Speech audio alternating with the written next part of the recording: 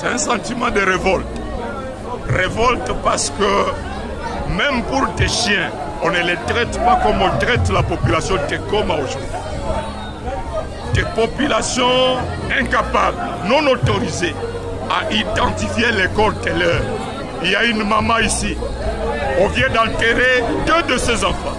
Il ne lui a même pas été accordé d'être reçu au gouvernorat, ni d'identifier les corps de ses enfants. Pendant ce temps, son mari est détenu arbitrairement à la prison centrale. Il y a une maman qui est à la prison Munzenze. On vient d'enterrer son mari et son fils ici, à son absence. Nous venons d'avoir un fousseau qui se dirige droit vers les tombes. On n'a pas déposé les cercueils ici pour que les membres de famille identifient les corps de leurs. Nous apprenons que ces corps viennent de la morgue de l'hôpital provincial du Nord Kivu. Pourtant, jusque-là, on nous disait que les corps étaient gardés à la morgue de l'hôpital de Katindo, de Sebekandosho et de Île-Afrique. Ces corps étaient cachés. Sur plus de 100 personnes tuées, on nous a présenté simplement ici 38 corps. Où sont les autres corps? Donc, il y a un crime contre l'humanité. Il est établi, d'après tous les témoignages reçus à la cour militaire, que c'est la garde républicaine qui a perpétré ces crimes. Et l'article 165 de notre Constitution dit que lorsque le président de la République ou le Premier ministre sont auteurs, co-auteurs ou complices de violations graves et caractérisées des droits de l'homme, ils sont passibles de l'infraction de haute trahison.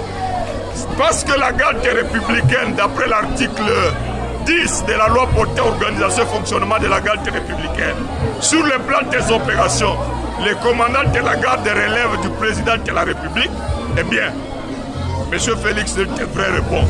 Si pas devant la justice congolaise, mais tôt ou tard, tout le pays qui ont des juridictions à compétence universelle devront se saisir de cette question. Entre-temps, j'invite toute la population de Tekoma à la solidarité avec des familles victimes. Il y a des mamans, il y a des papas qui sont traumatisés. Ils ont besoin d'un accompagnement psychologique. Ils ont besoin d'un accompagnement juridique, que des avocats, des personnes de bonne volonté les approchent.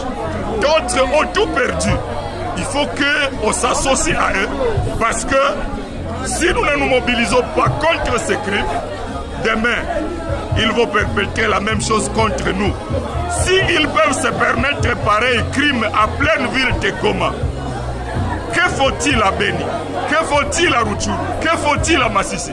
Donc il est temps qu'on se lève tous et que les auteurs de ces crimes soient sévèrement punis.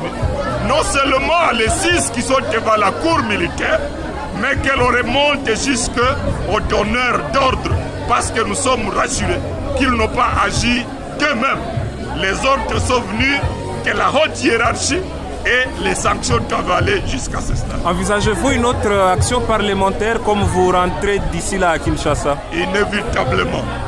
Je ne me fais pas d'illusion. L'Assemblée nationale est sous la poche de M. Félix, mais le peuple est témoin. Il ne va pas s'interdire de les sanctionner, mais pour ma part, je vais saisir l'Assemblée nationale pour que le gouvernement vienne répondre, non seulement du carnage, mais surtout de l'insulte qui est faite aux populations. Depuis que les crimes ont été commis, on a dit que les familles qui pleuraient n'étaient pas identifiables à Goma. Vous avez vu toutes ces familles de Goma qui sont là. On a dit que non, les victimes seraient venues de vos pays voisins. Pour toutes ces insultes-là, nous allons les faire payer